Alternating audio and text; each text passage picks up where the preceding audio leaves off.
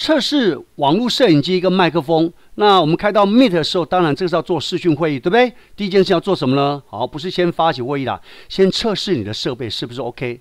那从哪里开始呢？就从这里吧，齿轮的地方点一下。哦，他说停用呢。这个呢要存取它哦。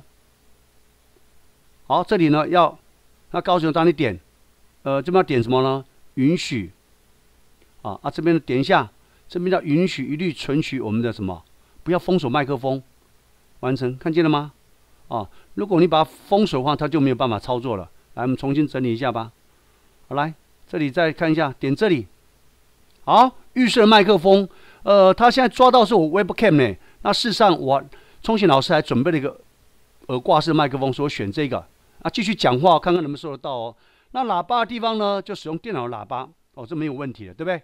所以呢，因为待会聪行老师有视讯呢，所以 Webcam 本身也具有麦克风功能哦。所以其实Webcam 也可以了。但是因为现在我要录影档，所以我额外再加了一个麦克风，所以这样讲起话来比较清楚。来，接下来看看影片的地方 ，Webcam。我把画面拉高一点点，看一下吧。好，那测试你的摄影机，那我摄影机当一个 Webcam 没有问题完以后，接下来才是要来进行发起会的动作。